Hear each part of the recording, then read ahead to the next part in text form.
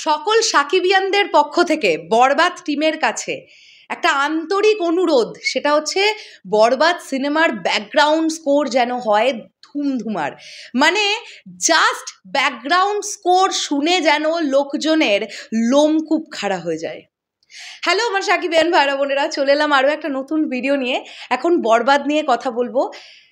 বরবাদ যে ধরনের একটা সিনেমা, ডিরেক্টর মেহেদী হাসান হৃদয় ভাইয়ার সঙ্গে ইন্টারভিউ করে যেটা বুঝতে পেরেছি, তোমরাও দেখেছো সেই ইন্টারভিউটা, যেটা বম্বে থেকে বসে নিয়েছিলাম।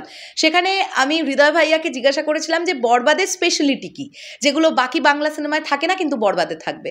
তো যেটা হৃদয় ভাইয়া বলেছিলেন যে ভায়োলেন্স, বরবাদ একটা ব্রুটাল ফিল্ম হতে যাচ্ছে। মানে ব্রুটালিটি মানেই তোমরা জানো হচ্ছে নৃশংসতা, রাইট? সেই দিকে ঝোঁক দেওয়া হচ্ছে। এমন কিছু দৃশ্য থাকবে যেগুলো ব্রুটাল সিন। এখন এই রকম দৃশ্যে তো স্ট্রং ব্যাকগ্রাউন্ড স্কোর দরকার। এই ধরনের ছবি, ব্যাকগ্রাউন্ড স্কোর, এই ধরনের ছবিতে আর কি ব্যাকগ্রাউন্ড স্কোর যদি ভালো হয় না, ছবিকে আরও অনেকটা দূর পুশ আপ করে, অনেকটা অংশে পুশ আপ করে ছবিকে। একটা সিন চলছে, সেই সিনের সঙ্গে যে ব্যাকগ্রাউন্ড স্কোরটা চলছে সেটার সঙ্গে সিনটা যদি আমরা যখন বড় পর্দায় দেখব, সেই সিন আমাদের গায়ের লোমকূপ খাড়া করিয়ে দেবে যে দৃশ্যায়নটা এরম চলছে, তার সঙ্গে ব্যাকগ্রাউন্ড স্কোরটা এরম চলছে। বেশি দূর যেতে হবে না। দেখো, আমরা বলিউডের অ্যানিমাল সিনেমাটাকে নিয়েই যদি একটু কথা বলি, আবার কেউ ভেবে বসো না কিন্তু যে আমি বরবাদের সঙ্গে অ্যানিমালকে তুলনা করলাম। প্লিজ, আমি কিন্তু কোনো তুলনায় যাচ্ছি না, আমি একটা উদাহরণ দিচ্ছি যে অ্যানিমাল একটা ব্রুটাল ফিল্ম। তো জানি আমরা এরকম কিছু দৃশ্য দেখতে পেয়েছি যেগুলো সত্যি ব্রুটাল। তোমরা দেখেছো অ্যানিমালের ব্যাকগ্রাউন্ড স্কোর কতটা অন্যরকম ছিল। ব্যাকগ্রাউন্ড স্কোর নিয়ে আলাদা রকমের আলোচনা হয়েছে যে এই রকম ব্যাকগ্রাউন্ড স্কোর।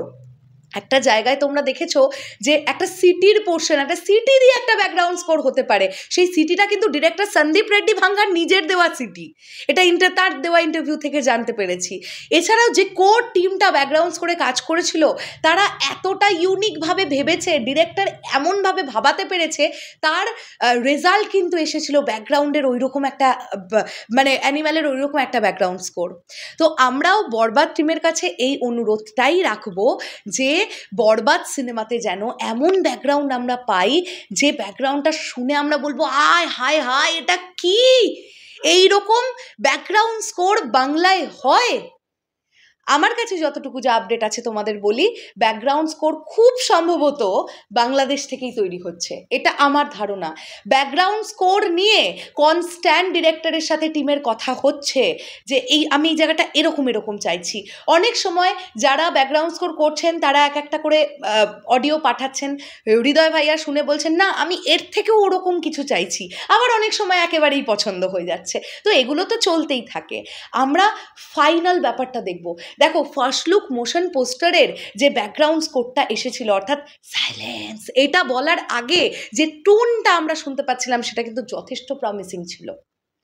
তো ফার্স্ট লুক মোশন পোস্টারে যদি এরকম একটা প্রমিসিং একটা পোস্টার ব্যাকগ্রাউন্ড আমরা পেতে পারি, তাহলে থ্রু আউট ছবিটাতেও আমরা ভালো ব্যাকগ্রাউন্ড স্কোর আশা করতে পারি, তো ভালো বিজিএম আশা করতে পারি। তো গানের ডিপার্টমেন্ট আলাদা, সেগুলো তো ছবির মধ্যে নানান সময় আসবে, নানানভাবে আসবে, দ্যাটস ডিফারেন্ট। কিন্তু পুরো ছবিটা জুড়ে যে ব্যাকগ্রাউন্ড স্কোর আমরা শুনতে পাবো, সেটার মধ্যে একটা আলাদা দাম থাকতে হবে কিন্তু, না হলে কিন্তু বরবাদের সঙ্গে মানাবে না। তোমাদের কি বক্তব্য এই পুরো বিষয়টাকে নিয়ে? আমি কি ঠিক বললাম নাকি আমি ভুল বললাম, সেটা অবশ্যই কমেন্ট করে জানাতে পারো। দেখা হচ্ছে আবার খুব শিগগিরই নতুন কোনো ভিডিও নিয়ে। তাহলে এখনের জন্যে টাটা।